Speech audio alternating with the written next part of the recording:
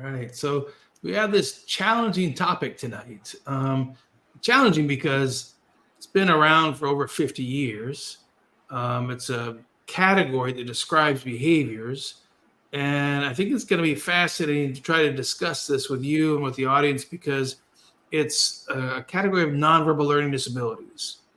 And I know this is you mentioned when we talked earlier, new to you, hadn't heard of this one before. So I think it's a great dialogue for us to go back and forth and kind of start with so what is this?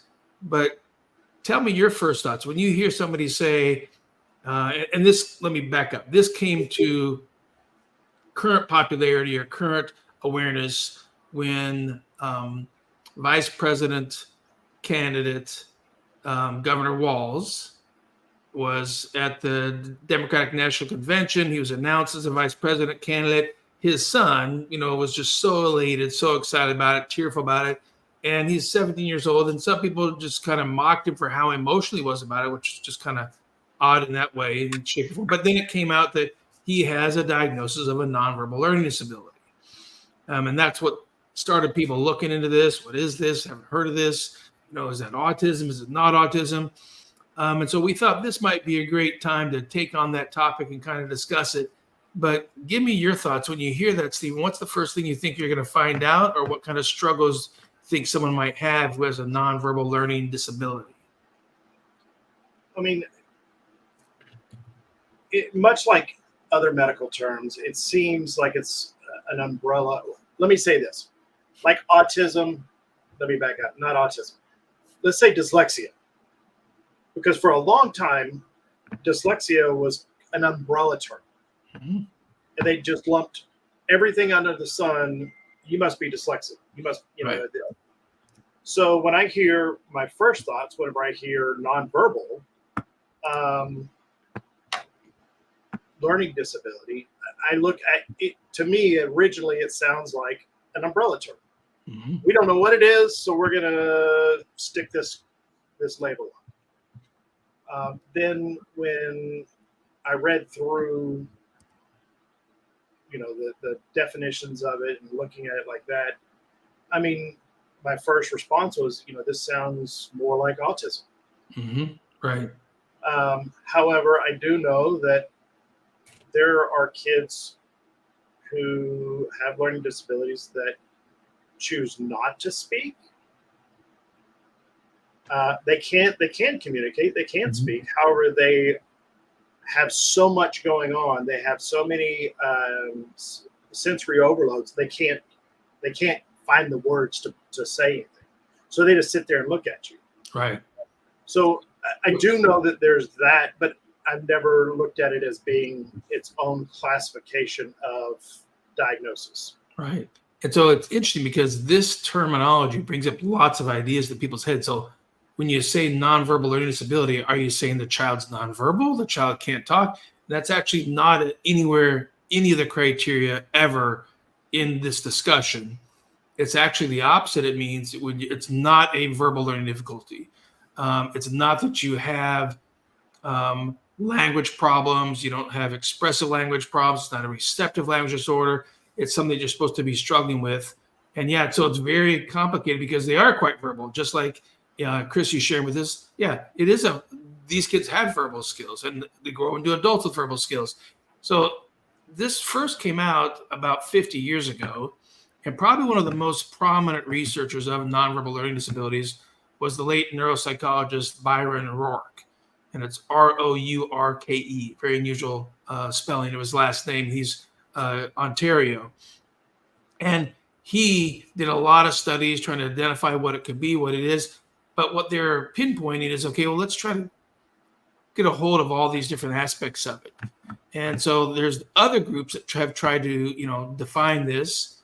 And we're going to end the talk today talking about a 2024 paper that just came out saying, where are we with the definition and the diagnosis? Have we made progress? Because let me back up and say, the DSM-5 is our Diagnostic and Statistics Manual. It's the Bible of diagnoses that clinical psychologists, neuropsychologists, speech therapists, these licensed healthcare providers use this DSM-5 to find approved, vetted, verified diagnoses. and the criteria by which you have to meet that diagnosis. And nonverbal learning disability is not in that book. And so there's been a lot of debate about it. And so one group is called the Nonverbal Learning Disabilities Project, or NVLD project.org. It's a nonprofit group. They're trying to promote study and research about nonverbal learning disabilities. And in their listing, I'm going to go ahead and, sorry, I'm looking away here, but I'm going to go ahead and pull in one of their websites. I can throw it up here in the group too. But NVLD project.org, they list a whole wide range of possible skills. It could be visual spatial difficulties, could be fine motor difficulties, could be gross motor difficulties. They could have trouble understanding sarcasm. They could have trouble with comprehension. And there could be social skill interaction difficulties, writing difficulties, math. And now we're getting so big, it's like, wait a minute. But math problems are dyscalculia. And writing problems, whether it's composition or letter formation, is dysgraphia. Social interactions, there's a social pragmatic disorder diagnosis in DSM-5. And sarcasm and language skills, that usually falls under the speech pathology diagnosis of language disorders. I mean, the DSM. Doesn't that also fall under autism? Is they're not able to understand or pick up on social cues, sarcasm, things like that? Yeah, so that's a big question that comes up in a lot of the research papers is, hey, how do you separate autism from nonverbal learning disabilities? And they've done studies comparing groups of kids who meet both criteria. But again, it's kind of hard to say that this has been well defined because each paper uses different criteria for what is the diagnosis of nonverbal learning disability. So then some folks have done systematic analyses, trying to find enough papers that meet the same criteria so you can try to make some, final determinations or make some decisions about it. But part of the big challenge was there's so much overlap between nonverbal learning disabilities, and there's the NVLD project.org. That's one source of information for folks to look at. But we have to be careful because a lot of times these individual groups may not be the most scientifically grounded in what they're presenting. And part of their mission might be not to be the presenter of scientific information. Their goal may be to keep awareness up, to keep people talking about it, to keep people looking into it, to try to get more research about it. So I encourage people, look at groups like that, but also you can easily go to scholar.google.com.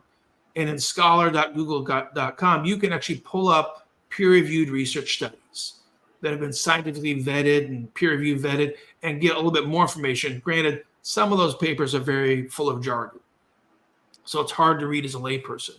But they are papers that are going to have a lot more accurate information for you. So I need to, from the parent's perspective. Okay, so I put my parent hat on. I'm sitting here in front of Dr. Tim Conway, and he says, your child has NVLD. And we're going through, well, let's back up. You don't even give it a name yet. You're telling me all of the behaviors. All the behaviors that are going to struggles you see your child have. Yeah. And the parent's question usually is, Doc, what is this? I mean, he can't do this, but he can do that. She can't do this, but she can do that. But so I'm looking at this from a lens of from dyslexia, ADHD, my understanding of autism and being around family members who have autism. How does one get to that diagnosis of NVLD when you were just sitting there naming off all those things? I mean, right. To me, of course, I'm not a doctor. I don't even play one on TV or the internet. It sounds like a bunch of comorbidities, mm-hmm. right? So I know that from the dyslexia side, well, you have ADHD, you have dyscalculia, you have all of these other things, social issues. You can have processing issue. I mean, you can have all of these other things, but how do you go, well, all of those things mixed together is this diagnosis? Right.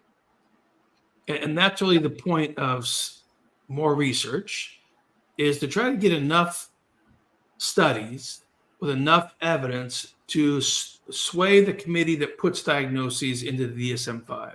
Hey, we've got, 5 years of studies now that have found consistent diagnostic criteria, consistent presence in this population, and those difficulties aren't at the same level or in the same way as in autism. They're not at the same level, and they're not in the same way as kids with language disorders or intellectual deficiencies. So that you help create enough evidence that this is a distinct diagnosis with specific and distinct and reliable criteria that can be systematically measured. And the reason for all that work is because it makes it a lot easier then to go begin studying what do you do to help take these weaker skills and make them stronger.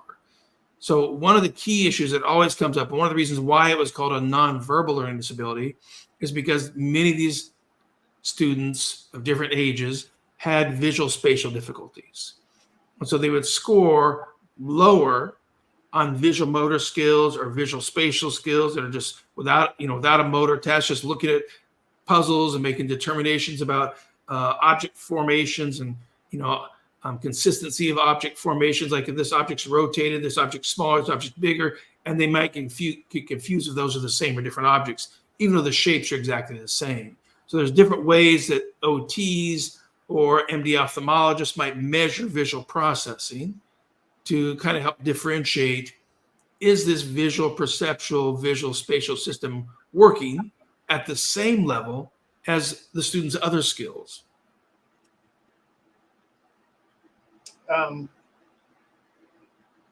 Can you talk a little bit about that visual spatial? Give parents an example of what that may look like in their day-to-day. Yeah. So OTs, occupational therapists, who typically have a developmental training, and most of them don't get this in grad school. They go take additional courses, additional training, additional certifications after grad school in what's called sensory integration approach to theory, a sensory integration approach to assessments, and a sensory integration approach to treatment. And so one of the measures these OTs might use is called the Test of Visual Perceptual Skills, TVPS is the acronym for it. And it's got about 10 subtests, and each one measures a different aspect of your visual perceptual skills. So the greatest example that most parents are very familiar with is you might have 5 kids in a family. That's what I grew up in. That's the number. But today it's probably 3 or 2. And you might notice that one of your kids loves these Where Waldo books, and they're trying to find where's Waldo, where's Waldo. And your other couple kids hate those books. And the difference is the kids who don't like them can never find Waldo. And so that's what we call figure ground. Can you find a small figure in a very busy background? And kids who have stronger figure ground skills then have better ability to go in their room and find something that's like on the floor, but they threw their sweatshirt on it, so part of it's covered up. So you don't really see the whole object. And they've got a clear idea of what that object is just by seeing a piece of it. And so there's also things that are called sequential memory. And so they might have a test where they look at their sequential memory skills. They're trying to decide, can you hold things in visual memory and be able to manipulate it in visual working memory? People talk about working memory like it's one big concept. That's like saying, your motor skills. Well, there's a gazillion different types of motor skills. There's ones with your legs, with your arms, with your fingers. There's fine motor, there's gross motor. The same thing is true when you're talking about visual spatial skills. There's all different levels, different degrees of visual spatial skills. And so OTs use a test like the Test of Visual Perceptual Skills to try to break it down and understand, are there definable and measurable differences in different aspects of their visual perceptual skills? And let me clarify one thing. You'll notice I'm not using the word motor. It's because this test doesn't require you to do anything with pencil and paper. There's nothing you have to draw, nothing you have to reproduce, nothing you have to mark on. Your responses are all mostly just by pointing or by telling the OT which answer you think is the right answer. So that's just only looking at visual, spatial, or visual perceptual skills. Other tests are visual motor. And many students who have a nonverbal learning disability, one of the key criteria that keeps coming up again and again in the studies is there are some aspects of visual perceptual and or visual motor difficulties. That's like the most consistent criteria. These other things about like sarcasm or comprehension, well, now you're getting into language skills. And this is supposed to be focused on the skills that are not language. That's why it's nonverbal. You're not looking at their language skills. You're looking at visual or visual perceptual or visual memory or motor or visual plus motor. So what you're saying is the nonverbal really means nothing in the diagnosis other than we're talking about systems that are nonverbal. Right. We're not looking at language skills. We're looking at skills that are not language skills. Now, that said, Right. It's not quite that black and white or that clear cut, because you can do visual memory tests and you can be talking in your head about what you're looking at. Well, you've now turned the visual memory test into some verbal pieces because you're kind of adding verbal information to what you're thinking about with what you're seeing with your eyes. So you really can't prevent somebody from adding some verbal skills to the visual spatial task or the visual perceptual task. But the tasks really don't require you to use language. They're not going to be like, a vocabulary test or a test that requires you to actually learn 10 words and say them back, or a repeat a sentence test. Those are definitely language tests because you can't do those without using language. So since this is not in the DSM-5, where would this fall under IDEA? Well, it's probably not really going to fall under because there's no diagnosis for it. An OT, the OTs don't even have a diagnosis they could use that really falls under visual perceptual deficits. Many OTs will use a broader term that says, a developmental disorder of motor coordination. And they'll use that as to be broader and encompassing of all kinds of aspects of, sensory motor processing. Like in times past, we've thrown up that pyramid, that sensory motor pyramid, and we can pull that one up today. That one will probably be a good one to look at. We'll see if we can get that on the desktop here and get it to the screen. But that sensory motor pyramid, that's that upside down pyramid. Yeah, there it is. That one is really kind of the OT's focus on all those sensory motor skills, building from the foundational bottom skills. And this is by Dr. Lucy Jane Miller. She's a PhD occupational therapist with extensive expertise in sensory integration and sensory processing development. And we look at how that sensory motor system is building over time, how those lower level skills build the next level skills, build the next level skills. You've got a developmental hierarchy of how these skills build on their way up. So I'm a parent and I go to my school and I say, hey, my child's struggling. I don't know what it is. How would my school district, my local school district, how would they ever know to test for this? Or, because what just from the parents' perspective, what I'm hearing is this could get easily misdiagnosed by a school district. 100%. Or somebody that is just unaware of nonverbal learning disability. Yeah, and that's a good point too to clarify, Steve, because you mentioned the word diagnose, and we know that schools don't diagnose, they categorize.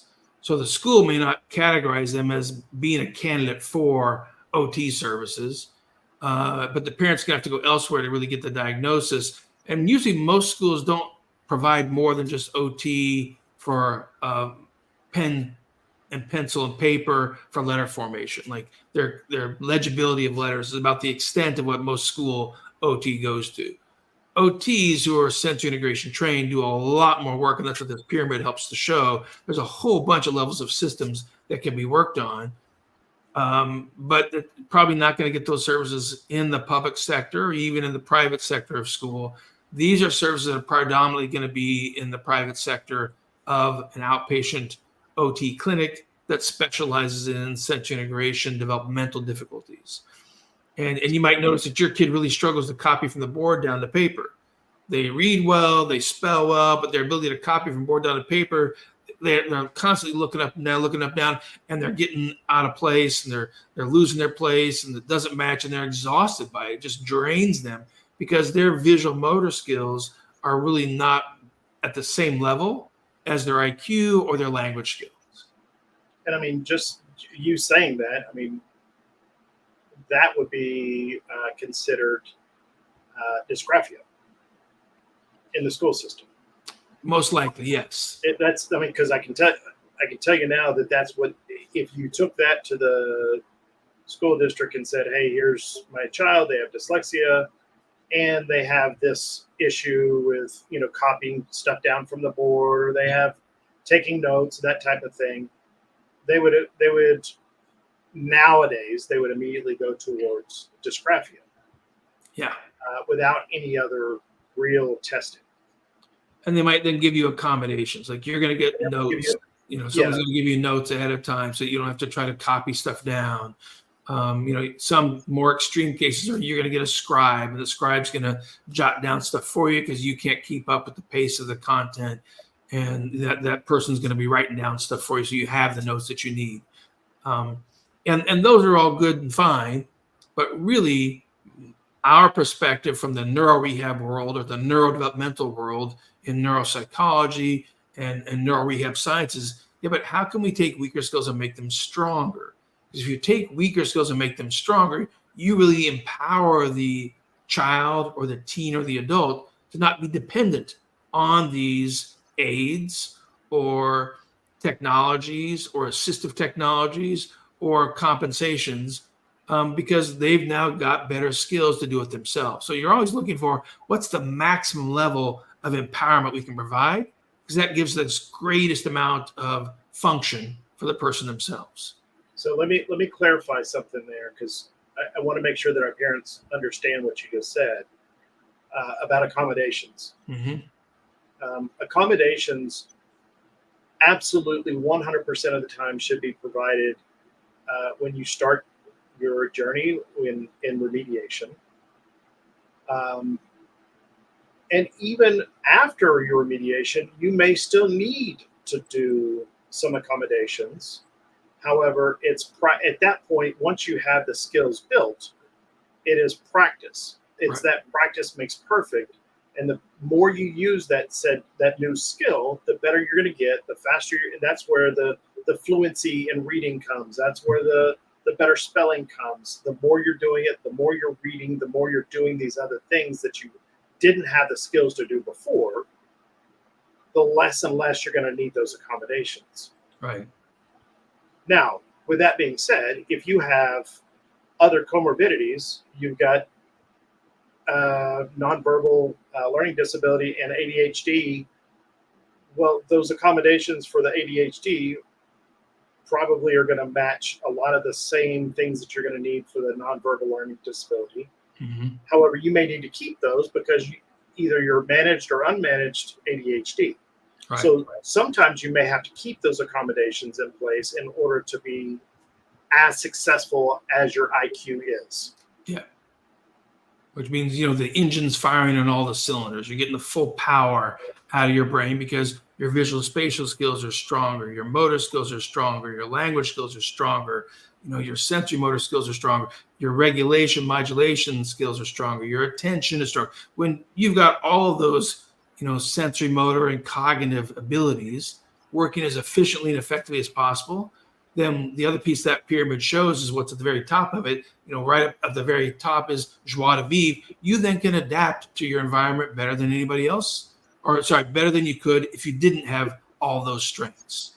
So it's about figuring out how to give you as many empowering skills as possible, as close to your true potential as possible, so you can function the best you're capable of functioning in learning, in social situations, later on in life, in collegiate or occupational situations. You've got as many strengths as possible that you can use to adapt and function, best way to say it, in the environment that you find yourself in, whether it's work, social, or continued academics. So I asked the question earlier from the school's perspective. So, the school psychologist that comes in and does all the testing. Now, some schools have SSLDs, school psychologists, and then there's a lot of them are they use diagnosticians. Right. Two totally different professions. Yeah. However, if me being the parent, how would I know, or how would I how would I know to ask for that level of testing to figure out if, my child has nonverbal learning disabilities? Well, I think if you realize, they don't have spelling problems, they don't have reading problems, their verbal expressive language is not part of the challenge. Let me throw another image up here. This one here. Here's a systematic review of nonverbal learning disabilities. This one came out, I believe it was in 2024. And the one criteria this one ended up talking about was saying your number one deficit is visual spatial difficulties. That's the predominant characteristic of a nonverbal learning disability. Now, what's somewhat confusing by the terminology is specific learning disability is a category in the DSM-5, and there's 3 of them. There's a reading problem, there's a math problem, and there's a writing composition problem. And those all relate to academic skills. But this one, nonverbal learning disability, visual perceptual skills aren't really an academic task you do in school. It's a skill you need in school for sure, but it's interesting that it's falling under that same terminology of learning disability because it doesn't really meet the same level of skill that's happening in a dyslexia, dysgraphia, or dyscalculia, those reading, writing, and spelling, or math learning disabilities. But given the name that we have, and it's been around for 50 years, it's probably not going to go away. And I'm not a big fan of always trying to pick up a new name. Let's just get better clarity on the diagnosis and better clarity on how we can early identify and what we can do to start to strengthen these weaker skills, because that gives us the best empowerment. So this paper went across a large number of studies and came back and said the bulk of the data that they see in their scientific opinion, and again, these are peer-reviewed papers reviewed by their colleagues and other experts in the field, before they get to this publication stage. The main deficit they see for nonverbal learning disabilities are not this whole myriad of, problems with language, problems with comprehension, problems with, social skills. It's really just the visual-spatial, visual-perceptual skills. So then we know what it is, what they're talking about. And then here's another paper. Part of the question is okay, well, what's the prevalence? This paper says they think it's about 1 to 8% of the population. Another paper says, no, I really think it's only about 3 to 4% of the population. But the bottom line is there's a lot of kids who have visual, spatial, visual perceptual difficulties that can affect their functional skills. Poor visual spatial skills can affect your ability to function in the classroom environment. They can affect your ability to drive and notice street signs and things in your environment if your visual perceptual skills aren't really strong enough picking up those details, those physical and visual characteristics. It can affect social skills from the context of you don't recognize the grimace on somebody's face, and you're not really picking up on those visual spatial skills. You might be missing affect or emotion, not because you're not aware of emotion, but you're actually really just not picking up on the facial expressions. And that can be part of the visual spatial, visual perceptual skill. So in some realms, OTs are working on visual spatial plus understanding emotion and trying to help children, teenagers, even adults, because believe it or not, there's more and more data showing adults can still benefit from sensory integration focused OT. It's not too late to change motor skills, visual perceptual skills, visual memory skills. The brain basically can change these skills at any time in life as long as you're still alive and progressing. So it's just trying to help bring that to awareness, know that it's there, and then decide, okay, if that's the predominant difficulty, then your number one source of support is going to be a properly trained occupational therapist. I mean, from listening to you speak about it, this really would fall under one of 2 categories under IDEA. It would fall under OHI, other health impairment, right? Yeah, or SLD, as you were saying earlier. Yeah, and I could see where that would fall under there. However, going back to what you said earlier, because it's not tied directly to learning, I could also see that they wouldn't, the school district or the IDEA wouldn't cover it because it's not a learning disability. It's something that would cause you. They would say it's not something that would cause you to struggle in school, but I mean, just hearing you talk about the things that we've said are going to be difficulties, I would have to argue that, yeah, you're going to need all those skills in school. Awesome. Yeah, 100%. And I'm going to post a link to the platforms right now. And this link is really looking at the sensory processing disorder. Because sensory processing disorder encompasses fine motor skills, gross motor skills, coordination. But like nonverbal learning disabilities, there is no DSM-5 diagnosis for sensory processing disorder.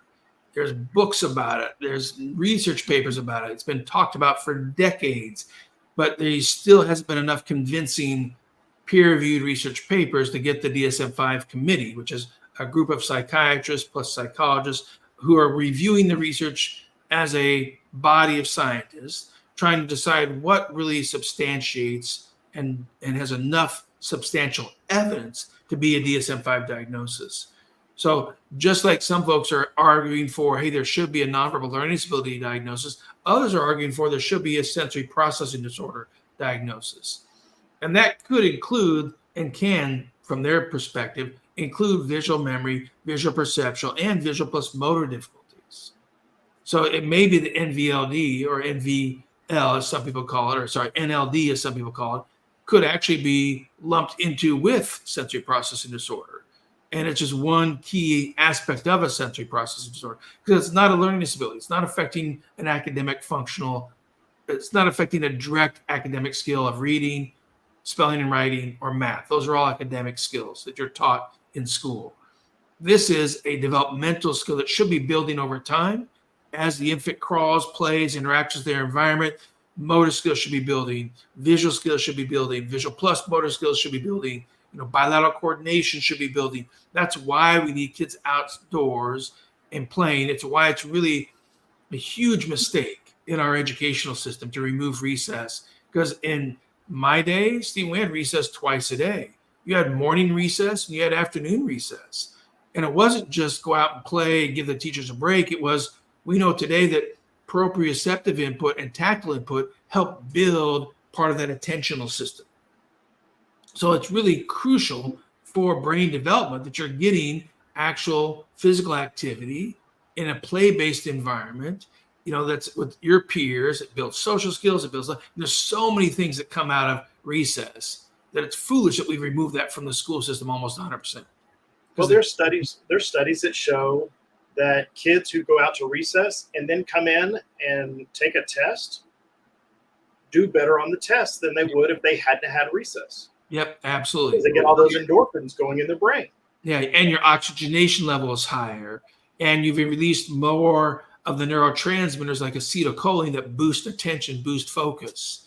And you've done, all of these things that help the brain have a heightened level of awareness, focus, which attention focus precedes cognition in your ability to actually take in and engage with something. If you don't notice it, you don't perceive it, then the brain can't even take it and do anything with it because it hasn't even registered. You haven't even picked up on it yet. So in some ways, people say perception precedes cognition. I can't think about that I can't think about that which I'm not aware of. That was a famous quote by the neuroscientist Carl Preben. And Carl Preben was a Stanford scientist. And he would say, yeah, you really can't expect someone to actually begin to process and think about a sensory input that's not been registered. It hasn't been perceived yet. So it's really getting those all coming together so they can be building and growing. So I hope this question doesn't set the world on fire, but we talked about sensory input or sensory processing disorder. But really, wouldn't ADHD, dyslexia, dysgraphia, dyscalculia, NVLD, you name the rest of them, wouldn't all of those necessarily fall under sensory processing disorder? As a top level, we're looking at sensory processing and what it is, and all of those are a disorder of some type of sensory input that we're getting, or we have, or we don't have. We need to build those skills. So wouldn't that all be, wouldn't it or shouldn't it all fall under sensory processing disorder? Yeah, I mean, from that pyramid, essentially all cognition, all motor skills come from the sensory systems first. That's the very bottom of that pyramid. I'll throw it back up here. And you know, sorry, folks, yeah, it's hard to zoom in on this and to see it all the way through. But those ones at the bottom are the 8 primary sensory inputs. It's, you know, the ones you learned in elementary school. There's 5 senses: see, hear, touch, taste, smell. But there's also 3 more. There's vestibular, there's proprioception, there's interoception. So those 8 are the orange and red areas down at the bottom of that pyramid. And they begin to build attention, your ability to filter, your ability to modulate. This is why we think one of the major treatment modalities for kids who have autism, who have regulation problems, or kids who have, you know, emotional disorders, who have regulation of emotion problems, is intensive daily sensory integration focused OT. Because you're going to start to build these attention filtering modulation systems, which then go to oral motor, gross motor, postural, ocular, you know, visual skills, then goes to body awareness, then goes up to that baby blue area of ideation. That means, can you look at a piece of equipment in the playground and think, you know, I could swing, I could, you know, swing and jump out of it, I could spin around and around, and you can think of ideas of what you could do with that equipment. You can visualize it, think about it, organize your body to go help engage with the environment in different ways. And each level just gets more and more complex functions. So yeah, it's actually a very accurate statement to say the majority of learning difficulties are really sensory processing difficulties of some sort, whether it's input, whether it's integration, and whether it's integration to higher levels. There can be several different points of where it breaks down. You know, a good example of that is some people have done tests on phonological awareness with dyslexia, and they say, hey, this kid has strong phonological awareness and still can't read. So their summation or their assumption is, okay, so phonological awareness doesn't cause dyslexia for all kids. Well, that's not how the brain quite works. Just because you have a skill doesn't mean you know how to use it for the next higher level skill. It has to be trained. So you could have strong phonological awareness, but if you had really poor training, let's say you got that horrific 3 cueing system of reading, you know, and no one ever actually taught you letters and sounds and how to sound out words. You've got phonological awareness, but you have not learned how to use it for sounding out words for reading and sounding out words for spelling. So that doesn't mean that your deficit wasn't caused by phonological awareness problem. It means you have the processing, but you also have to have the training and the ability to apply it to the higher level skills. Yeah. Just looking at this pyramid again, I've said it every time we bring it up. I mean, this was one of the aha moments when I first saw this.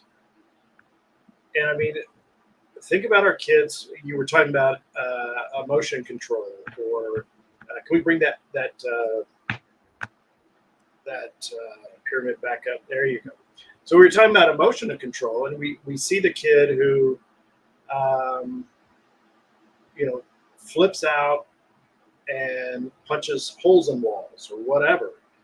And I mean, just looking at the green level, you know, planning and sequencing, that also can understand, hey, if I do X, then here are all the other steps that are going to have to go behind it. Or emotion control, knowing that, hey, if I do this, I punch a hole in the wall, you're not thinking about all those other things below it that mean I'm going to get in trouble, we're going to have to patch the wall, all of these other things that go along with it. And that's why when I started looking at this, I started going, wow, it really helps me understand when, I mean, just my kids or even me growing up had so many issues with behaviors or anything like that. 100%. Gives a lot more information about it, gives a lot more perspective about it. And so what I'm going to throw into the links here on the platforms as well, Stephen, is, I just put up a concluding statement from that systematic review on nonverbal learning disabilities. And I think it's really important to bring to consensus to say that this group looked at a large number of studies. They looked at 61 studies altogether, and 50 of the studies are really considered to be solid scientific studies.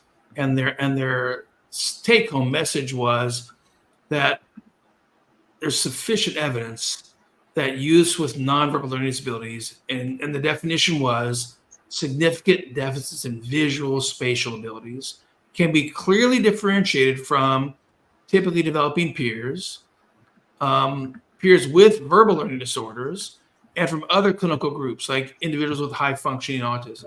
So there is evidence to say this probably is a separate group. It probably exists, and can we get a diagnosis so we can actually begin to work towards treatment? And here's a link to the actual research paper itself that you should be able to pull up. I believe it's public access, so you don't have to have a paywall to get through it. It's from the Journal of the American Academy of Child and Adolescent Psychiatry. This is a well-respected journal. And that's going to give them the ability to actually see this information, talk about it a little bit more, and have parents know more about what to approach and who to approach to figure out, how do I help my child who really just has visual spatial problems? They lose themselves in a room. They walk out of the room and they go left, but they're supposed to be going right. There's directional visual spatial difficulties. And to help separate, is there more than visual spatial? Your most likely source of good, reliable assessment information is going to come from a sensory integration trained occupational therapist. And so I think, that's my take-home message for folks today. We're kind of trying to keep these podcasts from going a little bit too long. I tend to go on and on and on and get excited about stuff. Next thing you know, it's, an hour long, and we're trying to keep it around 45 minutes. So, Stephen, I'm going to end there and say that's my take-home message to parents is, if you think your child has visual spatial difficulties and you want to learn more about visual spatial difficulties, that website, sensoryhealth.org, will give you more information about sensory versus visual spatial difficulties. And that link to that paper will give you more information about what they are, how they defined it, and what those pieces are as well. Learn more about it and get the right type of assessment to see what can be done to help strengthen those skills for your child. Because we know without a doubt, every brain has the potential to make new connections, build new wiring, which means take the weaker skills and make them stronger. And that really empowers your child, your teenager, your college student, or your spouse to have a more joie de vivre, which is what the top of that pyramid said, joy of life. Your closing thoughts? I'll say this, working with parents on the advocacy side, I tell them all the time, if you even suspect that your child has some type of learning disability, learning that things aren't progressing as normal. Right. And when I say normal, I'm saying if you take the entire population, we know that you're supposed to crawl at this stage. You got your milestones. And if your child's not meeting those, please understand that you should be going out and seeking help. Right. Your child you can't say the words correctly. And we tend to think it's really cute and think it's baby talk or whatever. And we start just ignoring it, right? Until it becomes a bigger problem. Yeah. So understand that if your child's not making those milestones, be watching out for those milestones and those areas of development, making sure that if you get to it early enough. Yeah. Now, me saying this, I want to caveat it. If you get to it early enough, the remediation isn't going to take, quote unquote, as long. Right.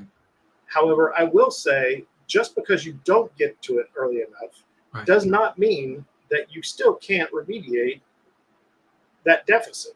Exactly.